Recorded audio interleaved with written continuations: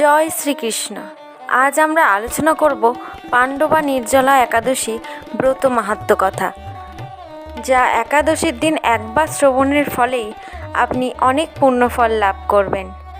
তাহলে শুরু করি আজকে পাণ্ডবা নির্জলা একাদশীর ব্রত মাহাত্ম্য কথা।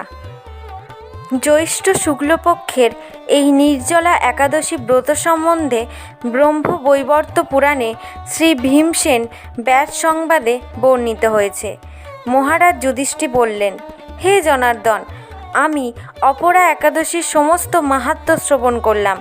এখন জ্যৈষ্ঠ শুক্লপক্ষের একাদশীর নাম ও মাহাত্ম্য কৃপাপূর্বক আমার কাছে বর্ণনা করুন। শ্রীকৃষ্ণ বললেন, এই একাদশী কথা মহর্ষি ব্যাসদেব বর্ণনা করবেন, কেননা তিনি সর্বশাস্ত্রের অর্থ ও তত্ত্ব পূর্ণরূপে জানেন।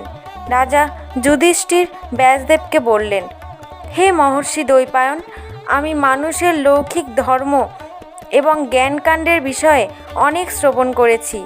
আপনি যথাযথভাবে ভক্তি বিষয়িনী কিছু ধর্মকথা এখন আমায় বর্ণনা করুন।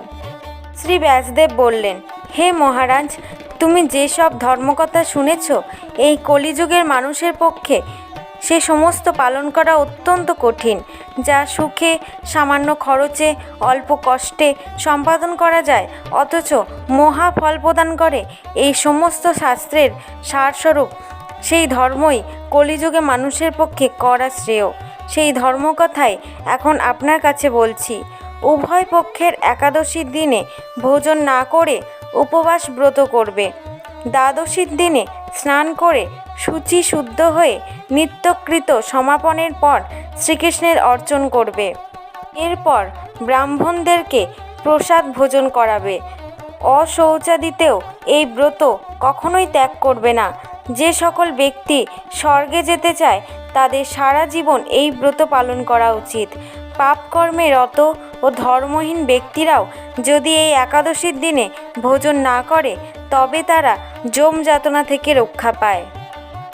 শ্রী ব্যাসদেবের এইসব কথা শুনে গদাধর ভীমসেন অশ্বত্থ পাতার মতো কাঁপতে কাঁপতে বলতে লাগলেন, হে মহাবুদ্ধি পিতামহ, মাতা কুন্তী, দ্রৌপদী, ভ্রাতা যুধিষ্ঠির, অর্জুন, নকুল ও সহদেব এরা কেউই একাদশীর দিনে ভোজন করে না।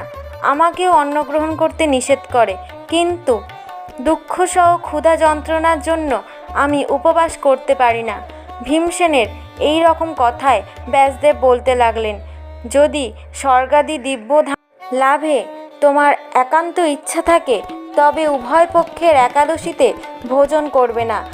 তদুত্তরে ভীমসেন বললেন, আমার নিবেদন এই যে উপবাস তো দূরের কথা, দিনে একবার ভোজন করে থাকাও আমার পক্ষে অসম্ভব, কারণ আমার উদরে বৃক নামে অগ্নি রয়েছে। ভোজন না করলে কিছুতেই সে শান্ত হয় না, তাই প্রতিটি একাদশী পালনে আমি একেবারেই অপারগ। হে মহর্ষি, বছরে একটি মাত্র একাদশী পালন করে যাতে আমি দিব্য ধাম লাভ করতে পারি, এরকম কোনো একাদশীর কথা আমাকে নিশ্চয় করে বলুন। তখন ব্যাসদেব বললেন, জ্যৈষ্ঠ মাসের শুক্লপক্ষের একাদশী তিথিতে জলপান পর্যন্ত না করে সম্পূর্ণ উপবাস থাকবে, তবে আচমনে দোষ নেই। ওই দিন অন্নাদি গ্রহণ করলে ব্রত ভঙ্গ হয়।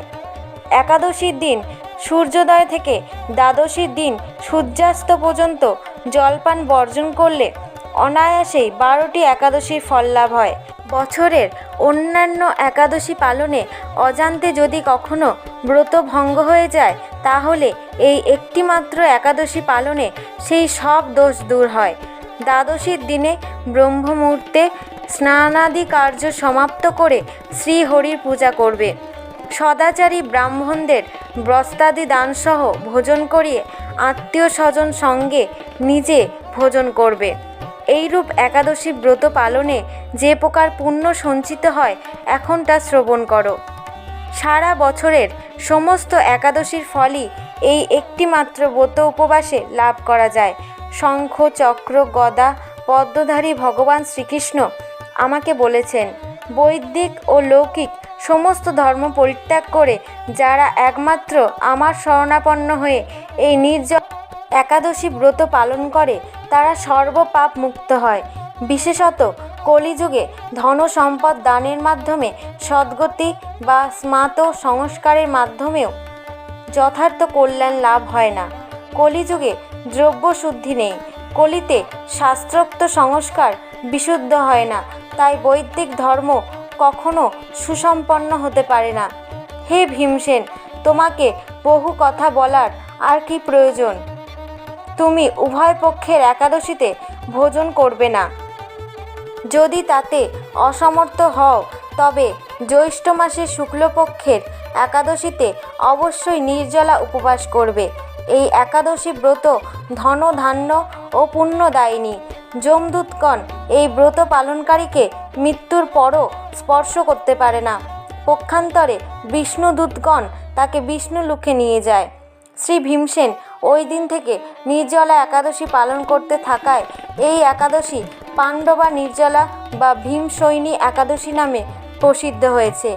এই নির্জলা একাদশীতে পবিত্র তীর্থে স্নান, দান, জপ, কীর্তন ইত্যাদি যা কিছু মানুষ করে তা অক্ষয় হয়ে যায়।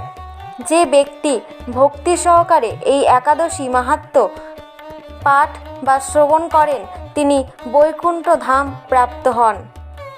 এখানেই আমাদের পাণ্ডবা নির্জলা একাদশী ব্রত মাহাত্ম্য কথা সমাপ্ত হলো। এরকম আরও অন্যান্য একাদশী ব্রত মাহাত্ম্যের ভিডিও পেতে আমার চ্যানেলটিকে সাবস্ক্রাইব করবেন আর পাশে থাকবেন। ভিডিওটা ভালো লাগে তাহলে লাইক করবেন এবং কমেন্ট করবেন এবং আপনাদের পরিবারে অন্যান্য যারা একাদশী পালন করছে তাদেরকে এই মাহাত্ম্যর ভিডিওটা শেয়ার করবেন। ধন্যবাদ।